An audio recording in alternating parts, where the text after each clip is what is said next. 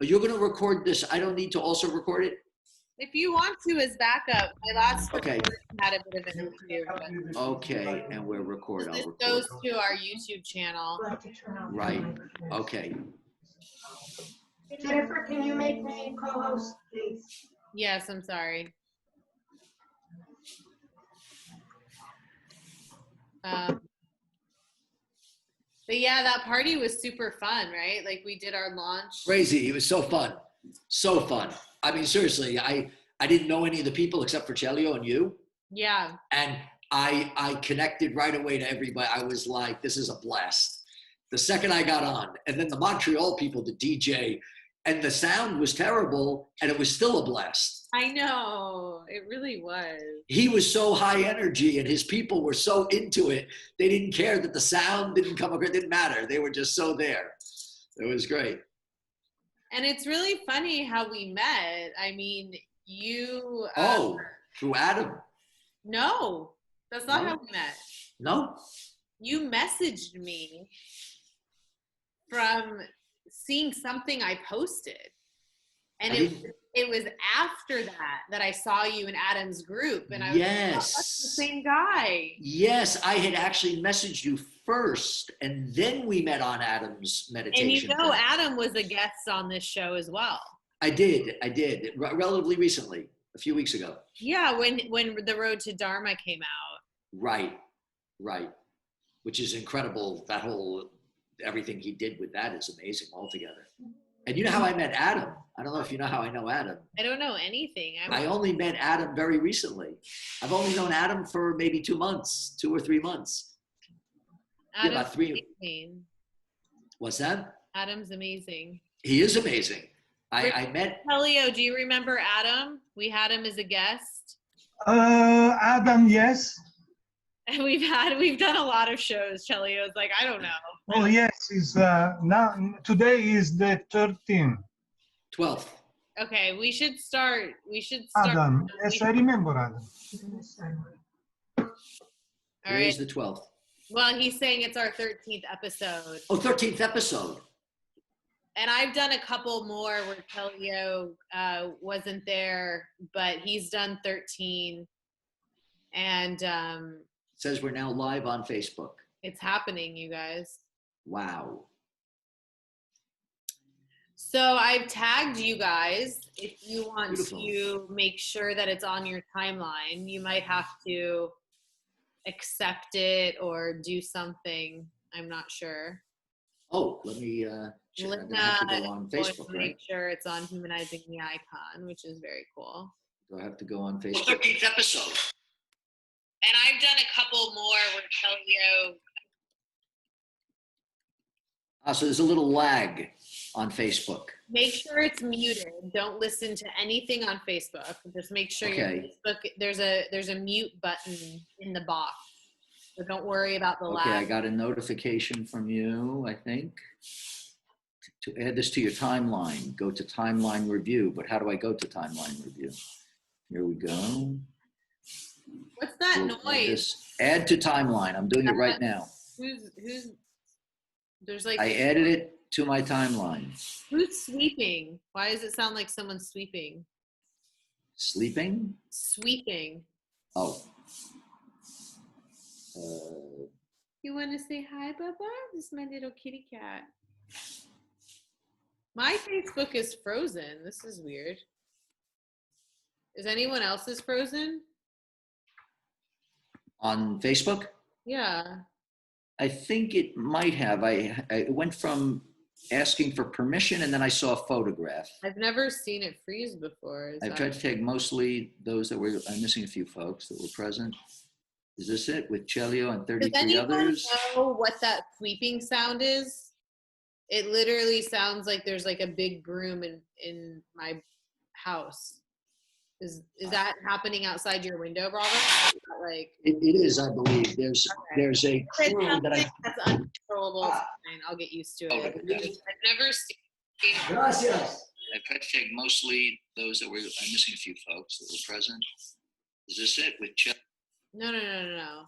You're talking about the party. Don't worry about it. You'll get the playback. We don't need to focus on that right now. Did that help? Yeah, that sounds good. That sounds Okay. good. Okay, so are you settled with your technology, or are you needing another? I'm not sure. Okay. I don't see it on my timeline, Then don't worry about it. but I did approve it to go on my timeline. I definitely clicked on. There. You don't need to worry about it. You'll get the playback. Oh, wait, it might be right here. One second, let me just see. Yes, it's on the timeline, and here I am. Yeah, there we go. I'm live on Facebook, on my Facebook. But don't let Now, that. should I close out my Facebook? I can, right? You can do whatever you want. No, I mean, I won't shut it off, is what I'm saying, if I log out. Yeah, it's live on mine. It's live on Humanizing the Icon. There you go. There you go. It's live on my Facebook too now, I guess, I think. Okay. Are you okay? I am. Okay. Do you want to initiate Instagram? Are you ready for another aspect of technology? Yeah, another technology first. Okay. So this is what's going to happen. Are you following Humanizing the Icon on Instagram? I think I am. Go to Instagram and make sure that you are. I think I did that actually just yesterday. Okay. Go to Humanizing the Icon. Humanizing. There it is. Okay. Nope, I was not following. I am now. Okay, so I'm going to go live and you're going to request to join me. And then you're going to make sure that your cell phone is sitting in a spot that you don't have to touch it. You can lean it against your laptop. That's usually what I do. Gotcha. What, I'm sorry, what did you say I should do? I missed you there. So just one, hold on. Okay. So I am going to go live and there's going to be a bit of a delay. So just hold on a second. Oh, I followed you, I believe, from Everybody Gets Shot in LA, because that's what I was on. Not Sketchbook by Bravo. It doesn't matter, right? Whatever suits you is totally fine. Yeah, I happen to follow you from Everybody Gets Shot in LA. I am live. They're telling my followers that I'm live. So pay attention for that. Am I on? There you go. Got it. I got it. Was it Humanizing the Icon? Yep. Okay, so now request to join me. But where is that? It popped up and then disappeared, but wait, I think it's powering up. It looks like something. It's loading. You're not something. even. I don't even see that you're watching me, so I don't know. No, it said Humanizing the Icon, and now there's something loading, but it doesn't tell me yet to how to join or anything. Yeah. Unfortunately, let me try again. Let me see. I'm gonna try again. So I'm off. I'm not on anymore. Okay. Okay. So just make sure you request me right away. That's what I'm gonna try. Yeah, I got you. Okay. So I'm going live again. I am now live, notifying my followers.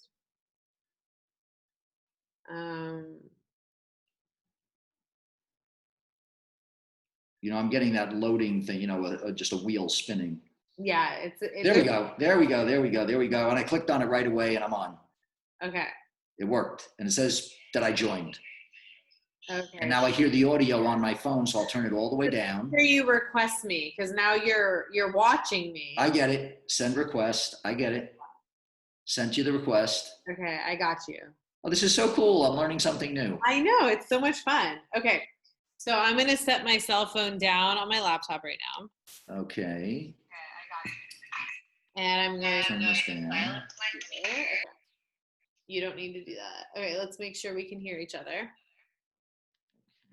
Can you hear me? Can you hear me? I can hear you, but I can't see you on Instagram. Oh, I was there. Oh, I know why. Because I moved my phone. Yeah, exactly. Oh, I see what you mean. Okay, you need so let me put. I lean it against my laptop, so that way there's a good eye line. Well, that's because your laptop's in the right spot. Mine's in the wrong spot to do that. But it's okay. Yeah, you don't have to worry about it. I'm okay now, though.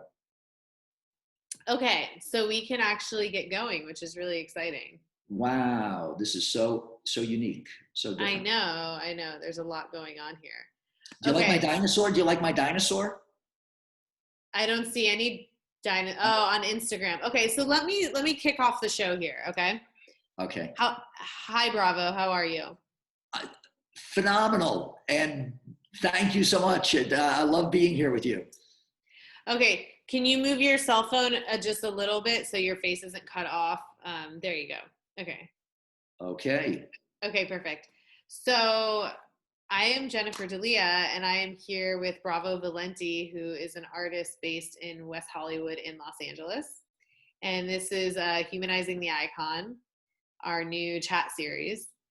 And Celio Bordin is with us just on Facebook, not on Instagram, channeling our chat, he is a perception artist. I don't want to say channel.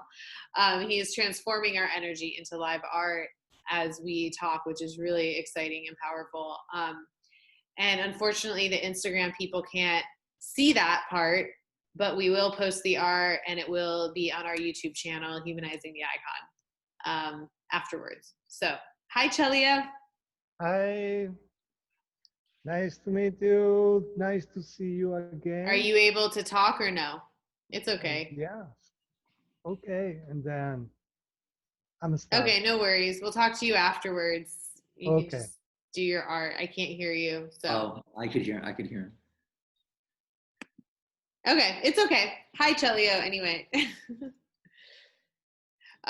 Okay, so he will be doing his drawing with the fountain pen. He's a perception artist who is incredible. And you and Celio knew each other from before, right? We absolutely did, and we haven't seen each other in 2 years.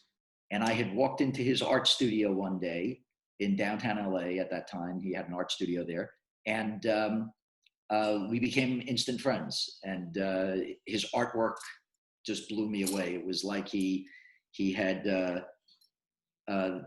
was like a funnel for the entire history of Italian Renaissance imagery and iconography, and he just was his artwork was just mind blowing.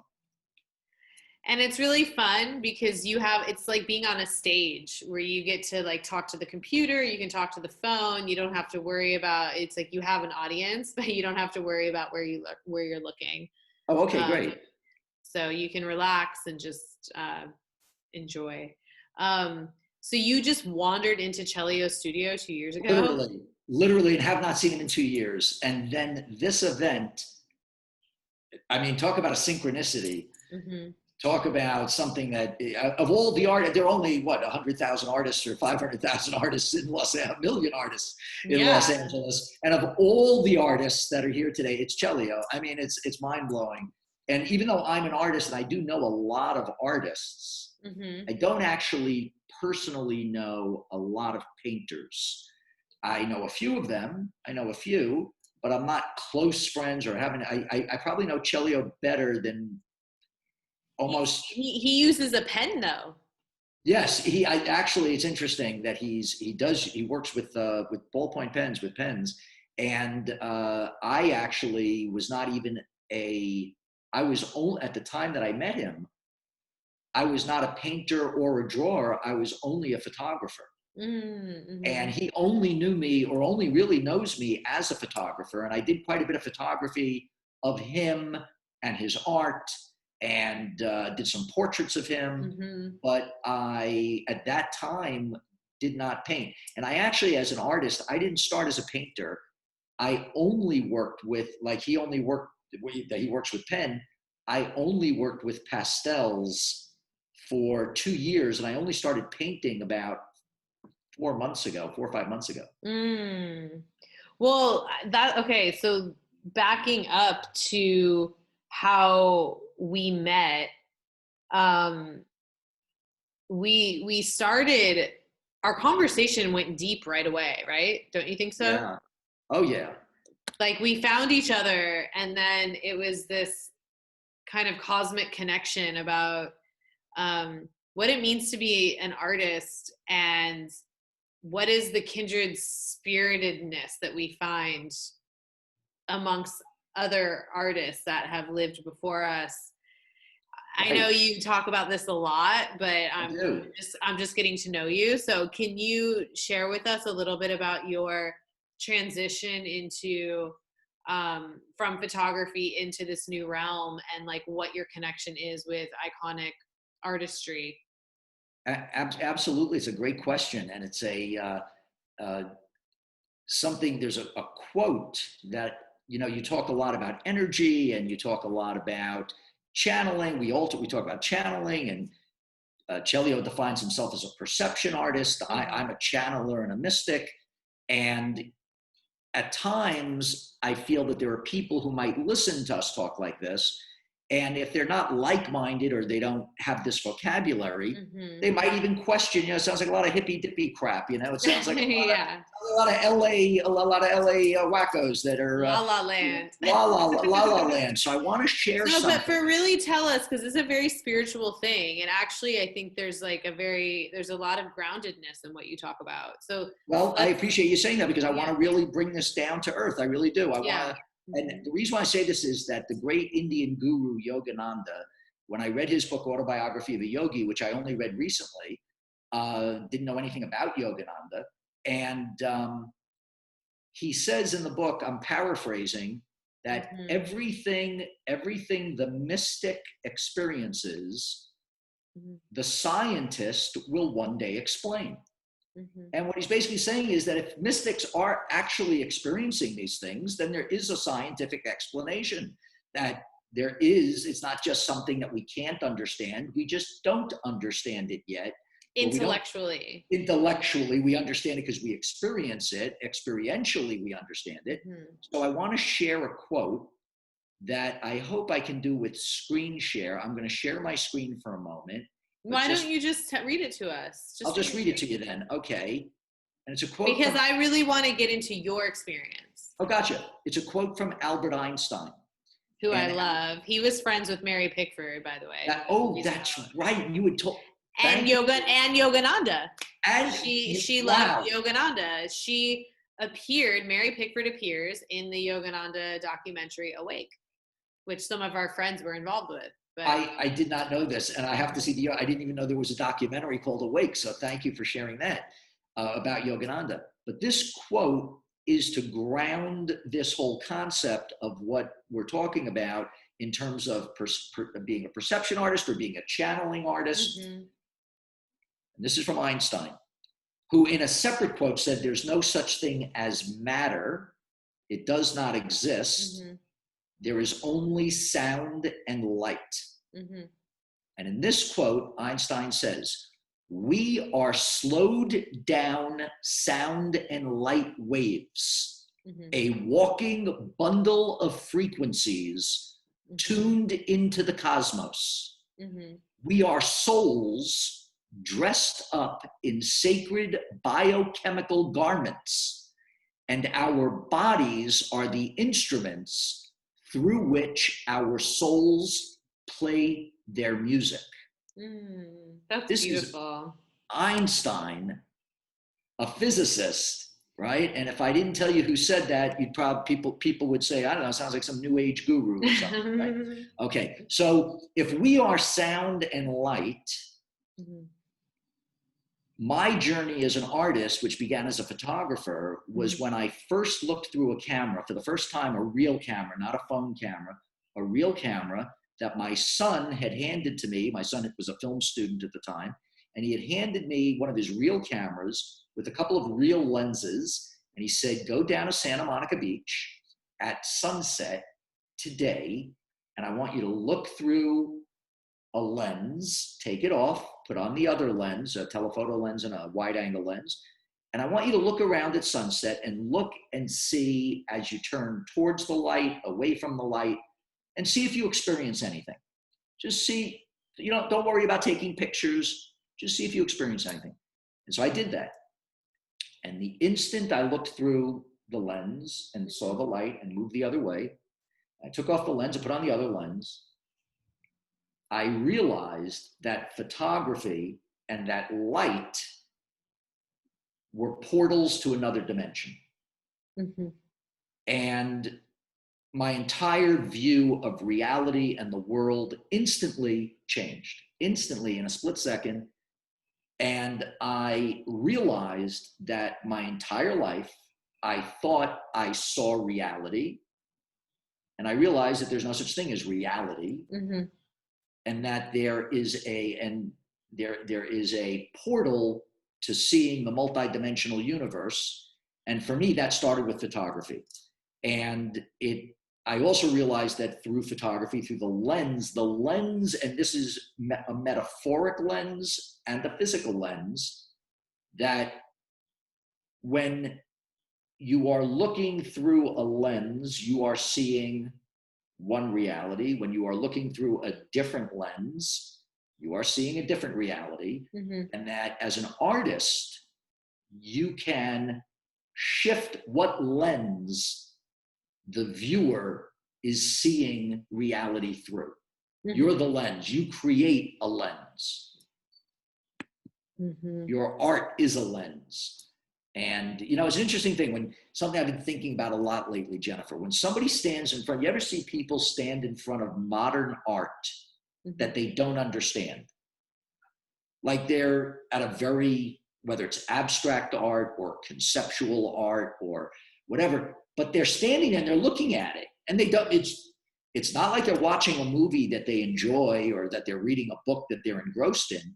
They literally don't get it. They're standing there and they're going, and sometimes they'll even make rude comments. They'll say things like, I don't get this, or, what is this art? This is art, they call this art. But meanwhile, they're there. Meanwhile, they're looking at it.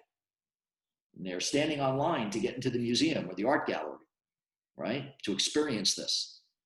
And this is the power of art. This is what I think pulls all art and all artists together. The ability to connect to someone very often with something that they themselves don't understand why they're connecting to it. Mm-hmm. Okay, so that's amazing. Thank you for sharing the Einstein insight as well. Oh, sure. So can you share about your kind of meta experience with whoever and what pulled you in from photography into other mediums? Well, it's interesting because I was a photographer for 5 years and I lived and breathed photography all day, every day. I didn't go anywhere without a camera. Mm-hmm. And one day I decided I wanted to learn how to draw. I was like, okay, 5 years of photography. You've got this big photography portfolio. And bear with me for a second. And I said, I want to learn how to draw. And so I watched a couple of tutorials and I started drawing and I saw that I could basically draw. I wasn't great, but I could draw. And by like the first week, I said to myself, there's tens of millions of people who can draw. I said, even if you're a great art, high school art teachers are great, can draw. Yeah. You don't have to be a world famous artist to be able to draw. Tons of people can draw. So I said, how do I, as an artist, figure out my own voice? Mm-hmm. So I had this crazy idea. I don't know what brought it up in my head. I just thought to myself, how do children learn how to draw? Mm-hmm. I asked myself, what does a child do to begin drawing? And I said, they scribble. They just scribble. They don't know what they're drawing. They just pick up a pencil and they just start to scribble. So I said, what would happen if an adult didn't study how to draw, but they just scribbled? Mm-hmm. And so I started scribbling. Mm-hmm. And I had an experience that, as you are aware, where I scribbled a portrait of someone. It was a scribble and I saw a portrait in the scribble. Now, there's nothing strange about that. It's like a Rorschach test. Show somebody a scribble and they'll say, oh, that looks like it could be this, or it might be a bird, or I see a tree. That's normal. What was amazing was that after I scribbled this face that I kind of saw in the scribble, when I kind of highlighted it and turned it into a face, half an hour later, the person who I drew walked in the door. At a cafe. At a cafe. And so this blew my mind. And I posted that. You sent me the picture, the drawing, and the actual subject. Yeah. Oh, yeah. I mean, I could pull it up, I guess, on my screen, but I don't know about the screen share here. I'll mess it up. But people can see it on my website, on Instagram, on my. If they go to Sketchbook by Bravo, you'll see it there. And so, and it's a very distinct face. It's an African-American guy with braids, a young guy with a very specific jawline. And I took a picture of him holding the portrait next to himself. There's no question it's him, right? Blew his mind. And this happened like a week into scribbling. So right away, I began thinking something is going on here. Something. I don't know what, but something. Mm-hmm. And about a few days later, it happened again. Guy sat down right next to me in a cafe, saw me drawing, and he said, "Oh, wow, I kind of dig what you're doing there." And I was like, "Nah, I'm kind of new, just kind of playing around." He goes, "Well, can I look through your sketchbook?" And I was like, "Well, I'm kind of just starting to draw." And he was like, I'd like to look through your sketchbook." And I was like, "Okay." So I gave my sketchbook. He's sitting right next to me. I gave him my sketchbook, and he turns like 3 pages, and he goes, "That's a portrait of me, of him." And I looked, and it looked just like him again. And I had just drawn that about 15, 20 minutes earlier. So I was like, something is going on here. So I said, I'm going to experiment, and I'm going to start scribbling all day, every day. Nice. Right. And this is what happened. I literally became like the mad scribbler. Like if it was a Batman character, the Riddler, I was the scribbler. Mm-hmm. So I would scribble. And little by little, I began seeing what I realized was the subliminal mind revealing itself in my scribbles. And it then went beyond the subliminal mind. I began realizing that there were things that really began to reflect what Carl Jung called the collective unconscious, mm-hmm. meaning the entire history of consciousness that we inherit before we even are born, or we're born with it, mm-hmm. right? We're born with a collective unconscious. Babies aren't born blank. Baby is not a non-entity that you then teach something to, and now they only know that one thing. Mm-hmm. They already have a wealth of knowledge. They have an imagination, right? The second we arrive, we're already, right? We have so much that we already know. In fact, we probably forget more than we learn, mm-hmm. right? Than we learn in the course of our lives, right? So the scribbling led to, and I was working with pastels and pencil and charcoal, but no brushes, no paint, only drawing. And I began having incredible epiphanies, metaphysical epiphanies and experiences. And then certain things happened that were actually specific events, some that are related. Well, the first event was actually related to sound. Mm-hmm. I was at a sound bath, which is a meditation event in which sound is used to heighten the frequencies. Frequencies are used to increase the impact of the meditation experience. Mm-hmm. And this was with a very advanced sound bath artist who I'm very close friends with now, who his name is Ryan Say, who now goes by Symphonic, spelled P-S-Y, Symphonic, like psychedelic symphony. Mm-hmm. Symphonic. And he had done a sound bath that I attended, and the next morning when I woke up, I had a metaphysical experience where I left my body, and for the first time in my life, literally saw the gap between my physical being and my soul. So that experience began a whole series of metaphysical experiences, but that was the beginning. And again, that was sound, as Einstein talks about sound being a frequency that you tune into the cosmos. Can I interrupt you for 1 second? Oh yeah, of course. Can you share what that gap feels like?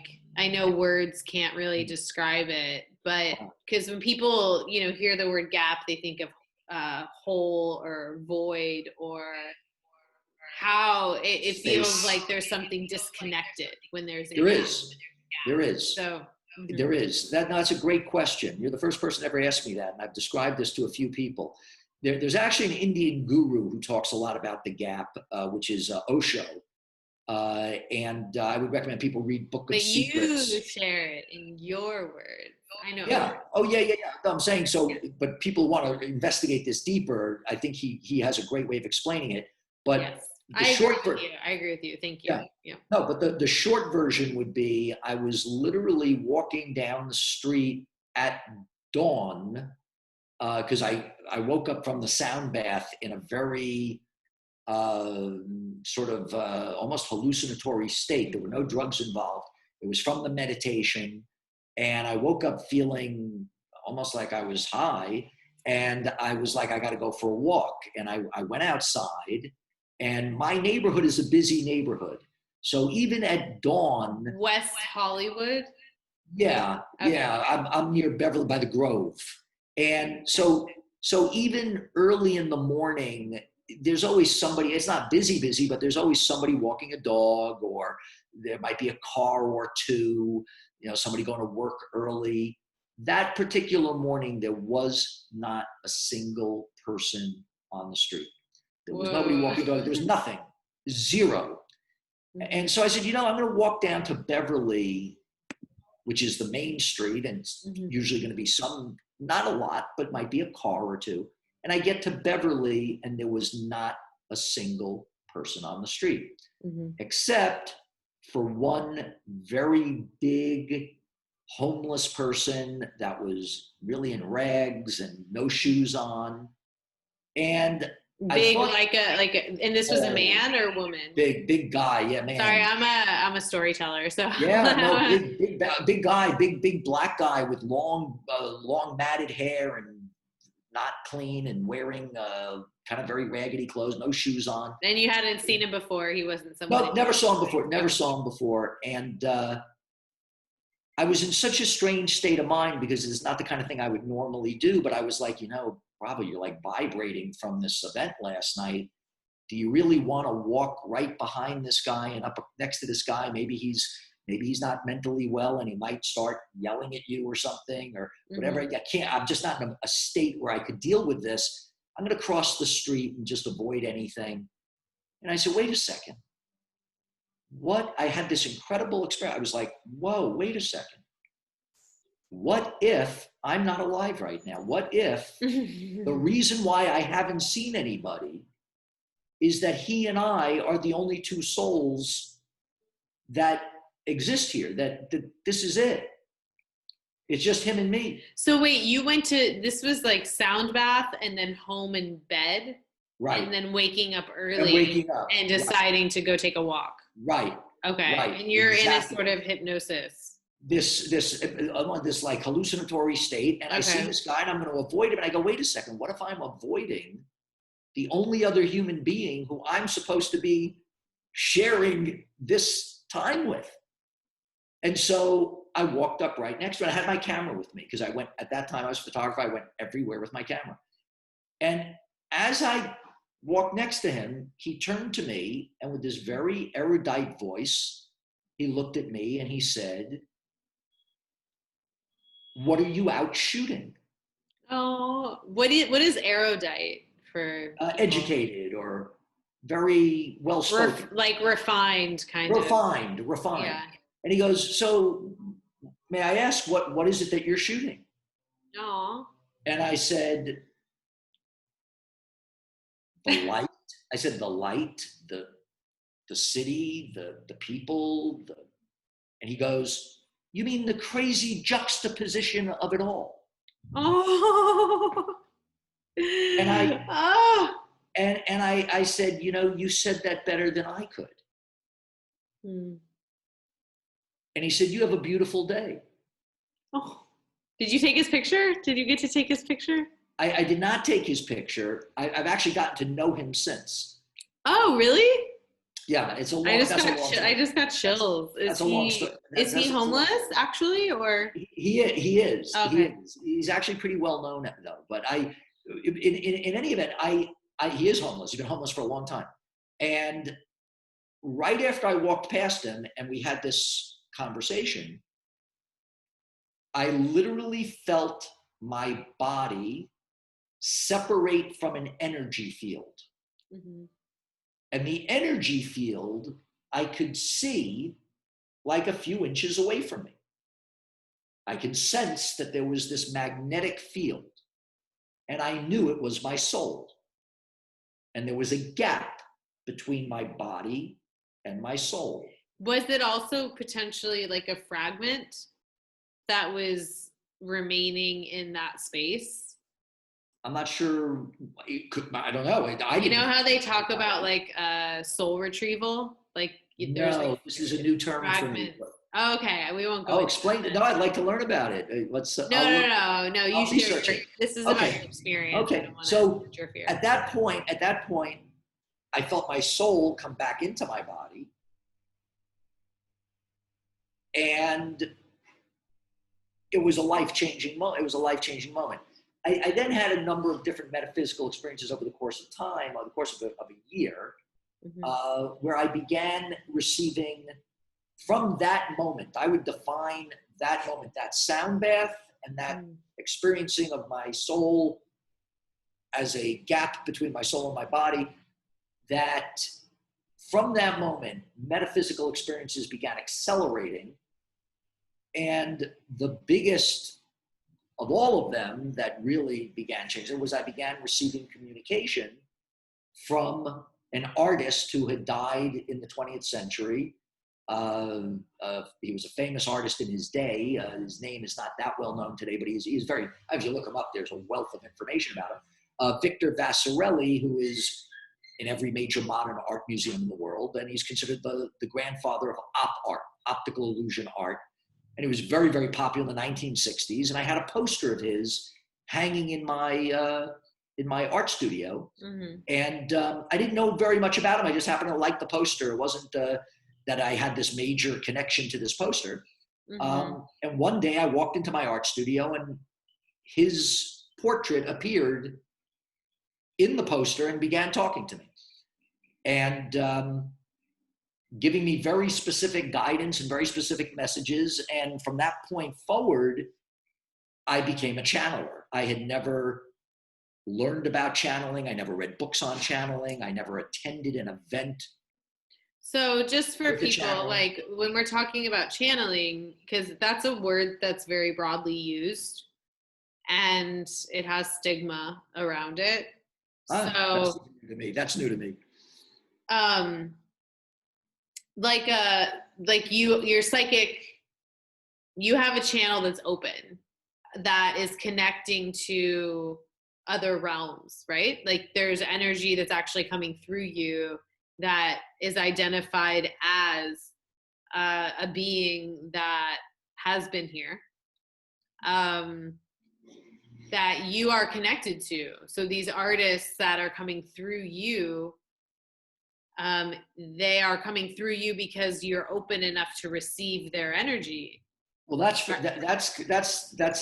apparently what it is. I mean, what I would. Do you consciously decide when you want to connect?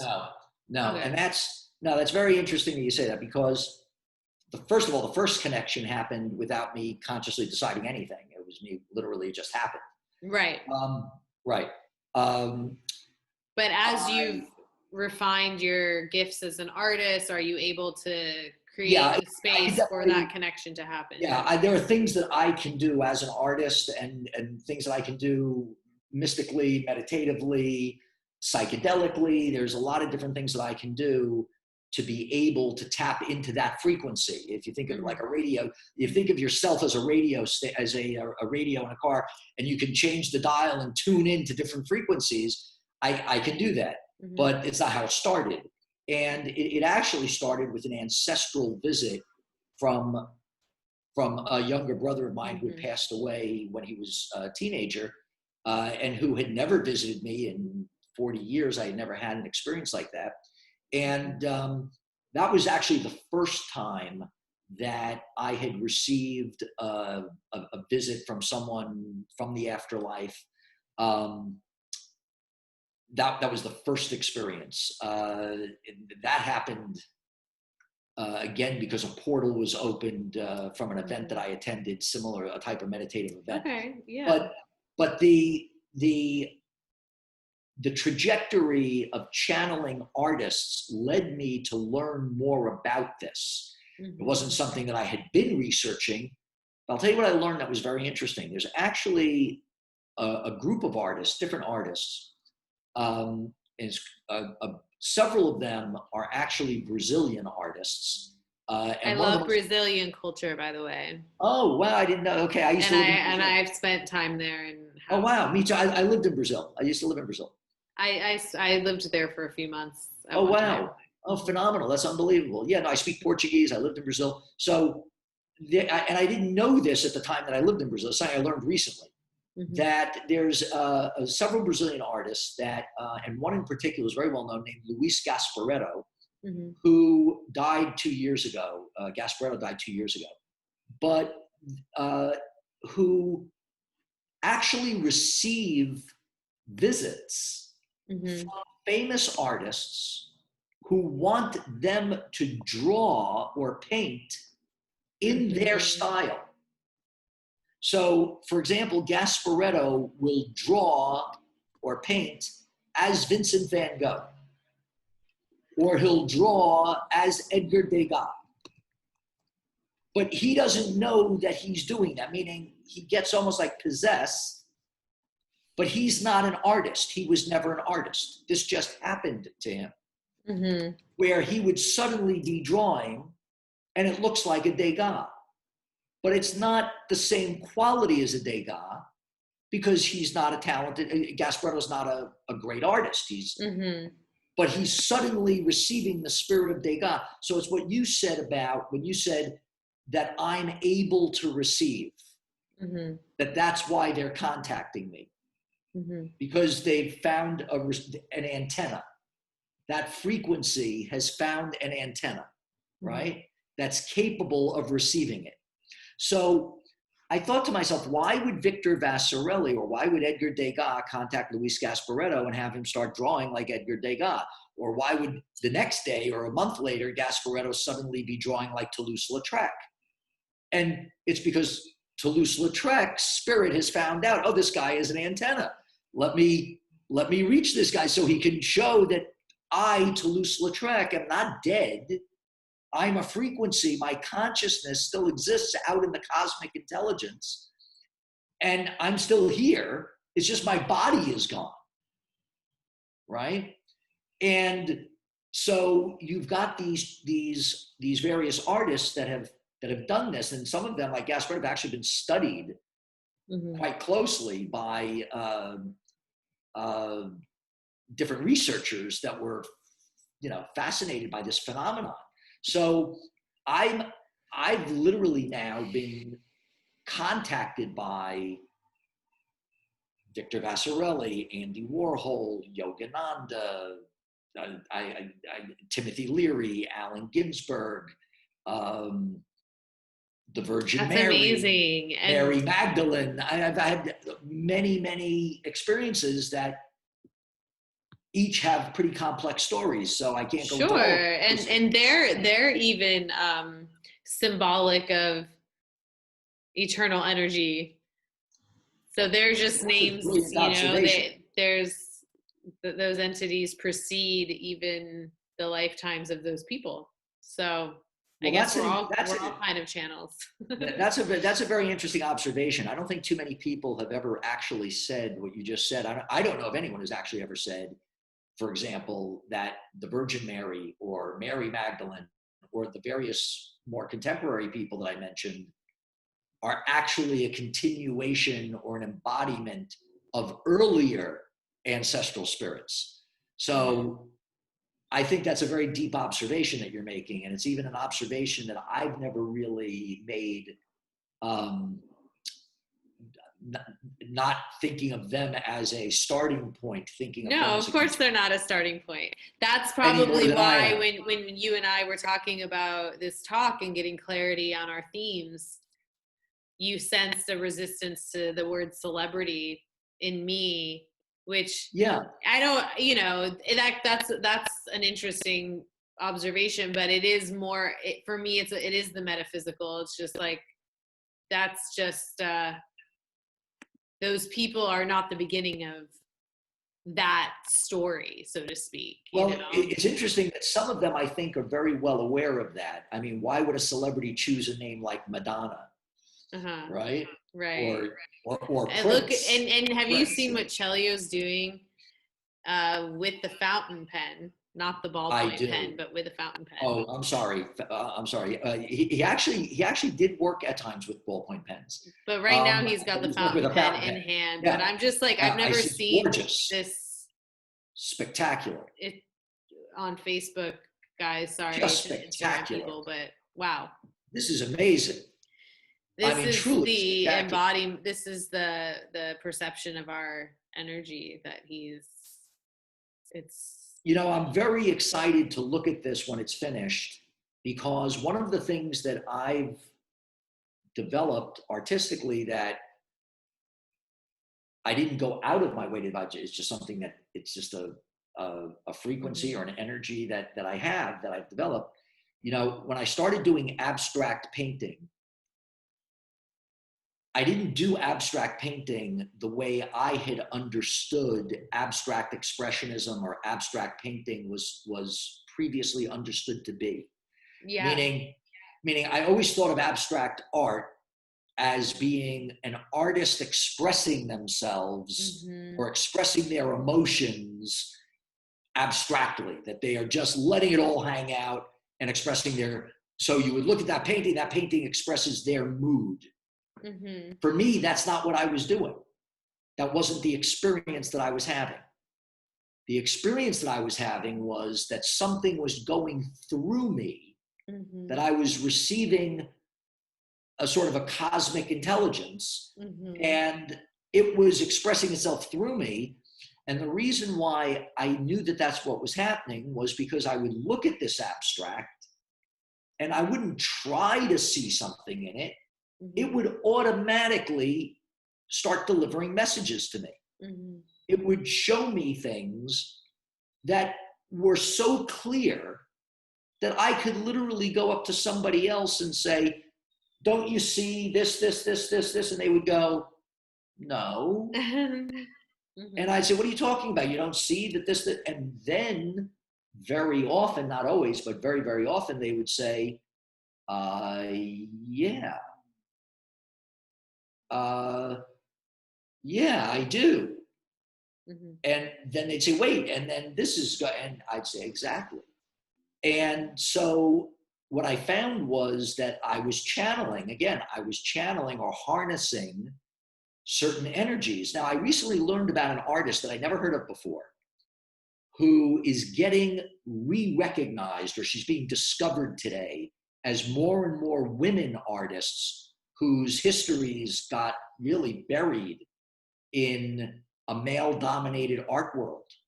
And her name is Mary Pickford. Like Mary Pickford in the film world. Her name is Emma Kunz, Kunz, and she was a Swiss artist who actually was a naturopathic healer. She was a herbal healer, and she was widely respected in Switzerland for her healing powers. But she had this sort of way of connecting a pen or a pencil or whatever or colored pencils to a type of pendulum, and creating these intricate geometric patterns that she said were cosmic energies. Sacred geometry, as we call it. Sacred geometry. Sacred geometry. Yeah, sacred geometry. Yeah. And her work has now become she's getting quite a lot of, she never had I think I froze there. There's this frozen image of me that's quite funny on my phone anyway. Yep. And anyway, she never had a single gallery show or art show during her entire life. I can't hear you anymore. Oh, okay. Interesting. Can you hear me now? There's like a little lag going on. Oh, I can hear you now. There we go. There we go. Okay. So it's very interesting because she believed that her art would not get discovered until the 21st century. And in fact, she just has recently been discovered in the 21st century. And her shows, her art shows have become quite well received, and she's garnering a big following now. And but this concept that I feel my art is about, and I see that Celio, in many respects, defines himself in a way, in a similar vein. This idea of the artist as a healer, the artist as a conduit, the artist as a channeler. I mean, I think a lot of us that identify as artists, and people that don't identify as artists too, but I think I can relate as a filmmaker, artist, however, that we are, vessels and conduits. Some people are aware of it, some people aren't. Yeah, no, very, very true. And very true. I think the abstract expression oftentimes may be perceived, even by the person creating that piece, as their own emotional state. But we're all channeling anyway, because we're all energetic beings. So whether we're aware of it or not, there's just so much moving through us. And emotion is emotion, energy in motion, right? So it's just we attach narrative to that. So it's so cool that you had that kind of clear perspective to see that you are allowing. It's like the art of allowing, It really was. It really was. And it was allowing a lot of things that I actually had some intellectual barriers or cultural barriers to. Yeah, so it helped you to, like we say, like I had this message one time during a moon ceremony that said, resistance is an invitation. So you actually, whatever you were resistant to based on old programming, you actually allowed that to. I was actually inviting. Yeah, you were stepping into a new paradigm, which is really exciting. And that's why I wanted to have one of these chats with you, because I think we are straddling a new paradigm in terms of storytelling and the collective consciousness and all of that. I think that we're in a moment that a lot of us are aware is a real-time transition and like a major shift, So I couldn't agree with you more. Yeah. No, I'm absolutely convinced that we are at in fact, I think that a lot of the social division that is going on, the divisiveness that is going on right now, because I think as artists, it's very important that, especially if we are at a point where we are leading humanity towards an evolution in consciousness, that as artists, we also remain very connected to the reality of the society that we live in, meaning that, when Yogananda receives a visit from Yuketswar, after Yuketswar leaves his body and he comes back from the astral plane, Yogananda is so fascinated with the astral plane and everything Yuketswar is telling him about what the astral plane is like. And finally, Yuketswar says, Yogananda, go sweep the floor. Go sweep the floor, meaning don't lose fact that you are in the material world still. You're not out on the astral. Right? So it's really very important that we I lost that. Yeah. I lost you. Yeah, I froze up, I see, on Instagram.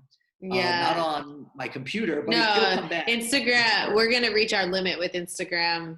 Oh, gotcha, so gotcha. We'll wrap up in a couple minutes. We're back, we're back. Okay, so just very quickly, I do want to say that as I believe, this is me personally, that as artists that are really connected to cosmic energy and shifting consciousness, that we also don't forget that we play a very important role in elevating the consciousness of a society that is deeply divided by issues of racism and brutality and class differences and all kinds of things that are leading to alienation and leading to young people today wanting to reassert and reclaim their future at a time when they feel politically disempowered, and that as artists we don't get lost in a lot of just vague spirituality and sort of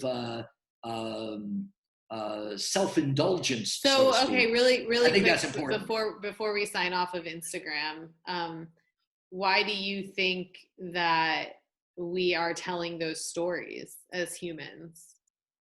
Which stories? The story of racism or division or separation. Like, why do you think we're in that? Why humans are doing that? Why humans are doing that? Yeah, why are we? Why? It's a really great question. From your own, just like, I don't know. Yeah, it's a big really question. Great question. Yeah. No, it's a really great question. You know, we have as a deeply rooted, really deeply rooted cultural heritage based on duality and polarity and a complete misconception of what the human experience really is. And it's based on dividing people in order to assert power. And we live at a time when the ability for humans to have equal access to many things that throughout the course of humanity were not really readily available for all of humanity, meaning there was a long history where dominating and controlling resources and creating class distinctions, etc., were things that humans chose in order to have comfort, and other people suffered and other people had comfort. But we live at a time when material comfort really is very readily accessible to everybody. You know, there was a time when just, you know, to build something or do something required massive amounts of labor. Everything was extremely labor intensive. Today, we live at a time when technology and machinery and access to, you know, physical comfort is there, right? But the mentality and the culture of domination and control that has existed for thousands and thousands of years has not changed. Has not changed. Right? Well, we're going to wrap up on Instagram, not on Facebook yet. Okay. What's your closing statement from that? Like, what's your... Well, my closing statement would be that artists are the bearers of the cultural legacy of humanity. All artists.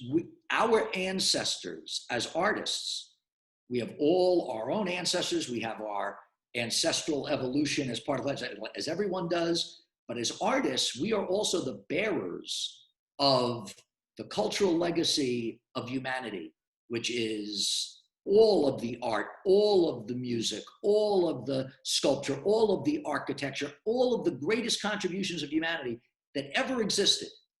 And those contributions came from people of all walks of life, of every race, every culture, from Aborigines up to Italian Renaissance painters, from African tribal mask carvers, all the way up to the architects of the great cathedrals of Europe, right? And, right? So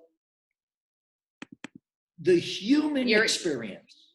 You keep cutting in and out, so yeah.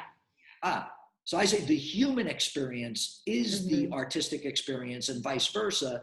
And the cultural misconception of elitists and certain cultures are better than other cultures, or that this group of people own the intellectual property of humanity, or what it means to be. This is nonsense.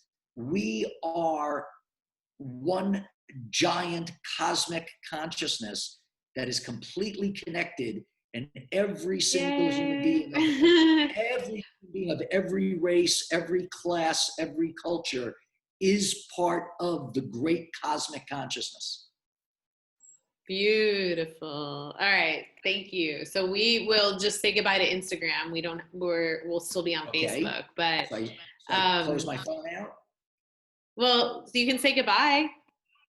Okay.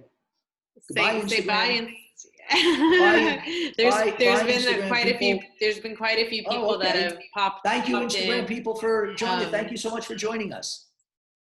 Yeah, thank you so much. The full episode will be on Humanizing the Icon on YouTube. All right, we're signing off. Thank you so much, everyone. All right. Peace and love. All right, ending the video there. Okay. So now we are on, can you hear me? Yes, absolutely. Okay, perfect. That was super, super cool. So Celio is going to share, but first, are you still wanting to share your art, or do we just tell people where to find you, or what do you feel?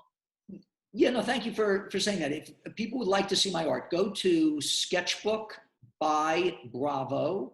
All is one word, no underscores, Sketchbook by Bravo on Instagram. If you'd like to see my photography, and I'd really like to encourage people to go look at my photography, because I have some, I believe, truly iconic shots that I've just done. I think so too. They're incredible.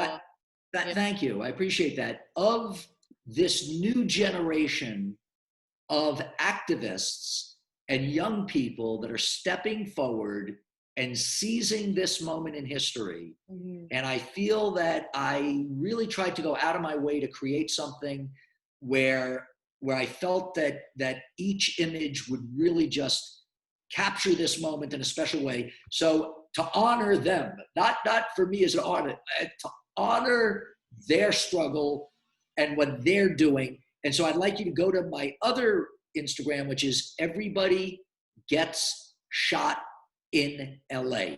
Everybody Gets Shot in LA, no underscores. And it's not everyone, it's everybody. Everybody Gets Shot in LA. And you'll see these photos as well as my earlier photography as well. We should share some of them in Humanizing the Icon on Facebook and let people. Oh, thank you. Absolutely, I love that. Yeah. I appreciate that. So amazing. Celio. Hello. Tell us what you got. Wow. Then today is the fish day. Why? Fish. I think this work is coming from fish. A fish in Renaissance time and before is the belief in Jesus Christ, but in general is belief. And then probably today I perceive the discussion is in belief. What we believe. We believe in your path, in all justice, in all skill, in all love. And that is coming, I don't know, sometimes I can explain because it is my point of view, but this fish is escape, need to take air. You see, need to take air, need to come outside.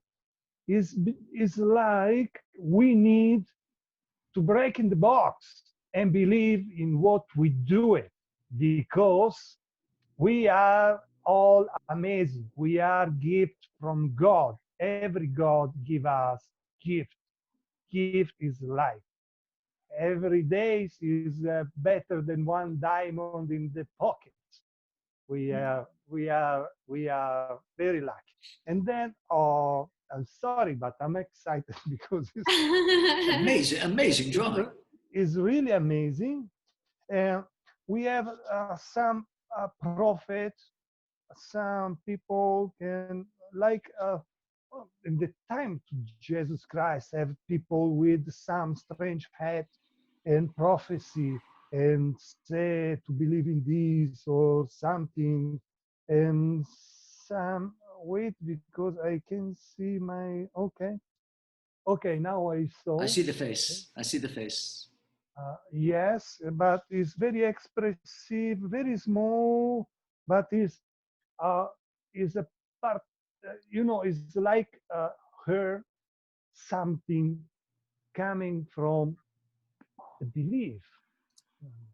Belief says something. The mouth is open. It's like, listen to me. You have to believe. You have to believe. And this beautiful uh, woman, man, no have sex. This person is this person is a soul. Is what is our belly is the intimate part of us. And Mm. I don't know. Is Like the womb, right, Celio? Like the womb? I don't understand. The womb, like the Yes, yeah. a belly. Yeah. Belly. Ah, oh, I see it now. Like Turn that the other way. like the Like birth. like a pregnant belly, like a belly. Yeah. Yes, like a belly. And then today is a day fish, like the day to believe. And then believe in art, believe in photography, believe in the music, believe in the personal scale, because uh, never compare with the other people. We are amazing, and then we have to do what we want and what we like it. Believe in ourselves. This is the sketch from today. This And is then I love the fish. I love the fish. It's so powerful. so Wow. powerful. I have a Yeah, question for you, Celio. As you're drawing this, do you realize what you're drawing, or do you only see it when you're finished? absolutely not. My hand, I switch off my part of my my brain. Yes, I switch off my brain. Your conscious mind. Yes, and then I give a freedom to the ends. The ends start very fast. It's not possible to control what way I do it. But Right. in the confusion, becoming is like is already inside. You understand? Yeah, I do. I channelize only what is in your mind, in Jennifer mind, and then I associate my mind, and then freedom. Man, the art is freedom. Less you think, better is your personal belly. You understand what I mean? Yes, I thank do. you. Yes, this is The less you freedom. think, the better is your personal belly. That is such a good quote. The less you I think, come the closer, better please. is your personal belly. And from the belly is the birth, So that's It's just a incredible. magnificent drawing. It's Yeah, I'm here close because I like to to see your friends, and then well, there's a uh, couple of interesting things for me about that. The explanation that you gave. First of all, the fish is a very powerful symbol in my life. oh, Very, very, very powerful. Uh, First of all, my son, I only have one son, and he's absolutely amazing. And he totally changed my life, not just as a son, but I mean, he actually is the person who guided me to be an artist. And he's a Pisces. His Whoa. sign is Pisces. And also that you specifically knew that that figure that you drew was a prophet. I don't know why you know he's a prophet, right? You look and you know he's a prophet, right? And I come from a long lineage of prophets. I didn't know this, but I actually discovered that in my family, I don't mean in terms of karma, I mean in terms of actual DNA, I actually have a lineage with certain prophets, which I did not know. And I was named after a prophet. My Hebrew name is the name of a prophet. What is it? Moses. I was named after Moses. My Hebrew name is Moshe Chaim, which means Moses' life, but it's the name. This is also connected to fish. The name Moses is not a name. The name Moses is from the Egyptian because Pharaoh's sister, daughter or sister, I just got it messed up. I always mess this up.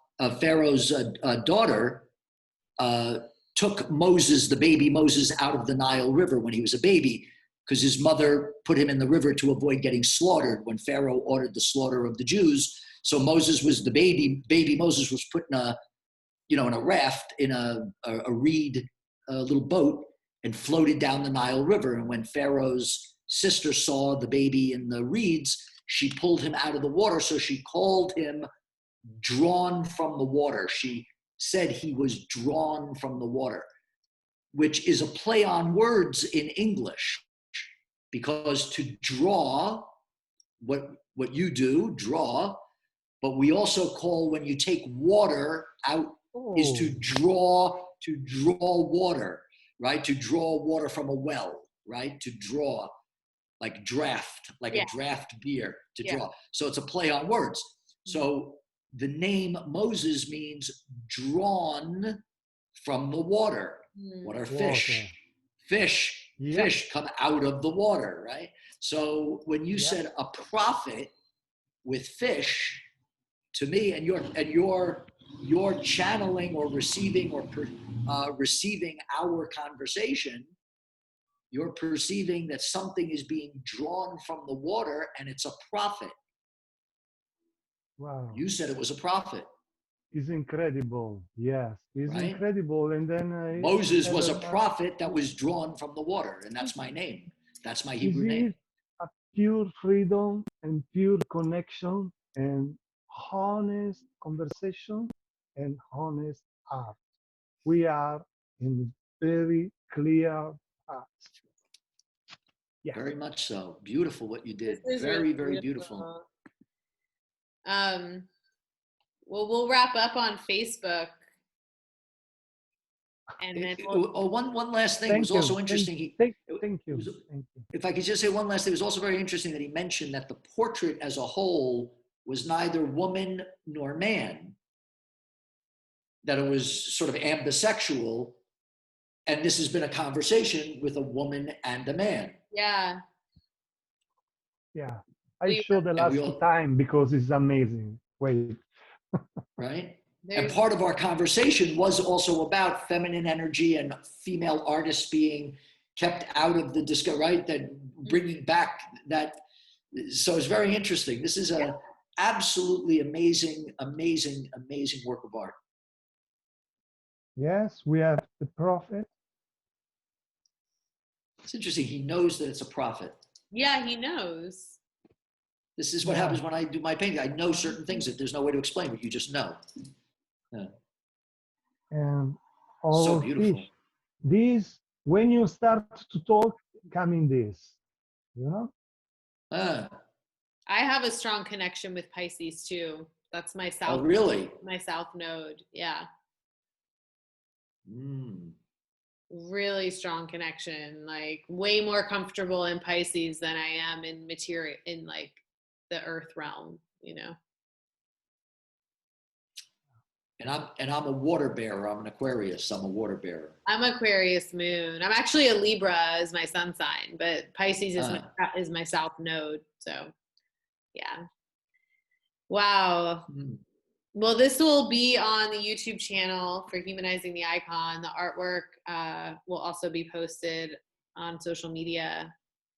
And this was amazing. Bravo and Celio. Oh, thank you. You're amazing. I'm so excited that it's a full circle, that we're reconnecting you guys to that. Oh my gosh, that's mind blowing altogether to me. Mind blowing, of a million artists in LA. Yeah, I mean, it's really magical. Thank you so much. Very special. Very special. So much. Well, thank you. I'm gonna end the live stream, but we can we can stay on. Don't go, Lina, Celio. Hold on, hang on there. Okay. So we've stopped the live stream. Okay. My apartment got so hot. Okay, well, let's say goodbye for the YouTube episode. This is a beautiful studio that you're in. Who, me? Yeah, your home is. Oh, thank you. Oh, thank you. It's actually a mess, but I like it. It feels like an I artist. think it looks good on camera. It looks better on camera. It looks like an artist haven. It is. It actually has a very almost 20s Paris kind of architectural thing going on. Amazing. I can't wait to see it in person. It's an old building. It's a very old building. It's got a rounded corner like a castle with the Perfect. That's perfect. Yeah. I'll let you know next time I'm in West Hollywood. But please. I'm really glad we met. I'm excited to continue this conversation, Oh, absolutely. Come up anytime. Okay. Oh, you're welcome. You're welcome. I'm here. I'm here a lot of the time, and you're welcome to come. I always have food, and I love to cook, and I always have good food, and I always have a welcoming atmosphere. So please. Nice, please. I'm gonna come eat. You don't have to make an appointment. You can, I'm very spontaneous. Good. Celio, I love that the way you were floating the art around while we're talking. That's good. No, it's a masterpiece. This work is amazing. It is. It is. This chat was a masterpiece too. Thank you so much. Oh, thank you. We really didn't even know what we were going to do. We kind of knew, but we didn't know it. That's what I like. I'm a freestyle kind of free spirit kind of gal. Oh yeah. And I hope I wasn't rambling or. No, it was perfect. Okay. Thank you guys. Okay. Thank you, Celio. Feel free to this was amazing. We will see each other in person soon. Yes, absolutely. I promise. But I promise. I want to eat Italian food and you make it. Yes, let's all get together and eat Italian. I can make Italian style food. Love you guys. Io posso cucinare, fare la cucina italiana. Casalinga. Stilo casalinga. Peace. Ciao, arrivederci. Ciao, arrivederci. Bye, guys. Thank you.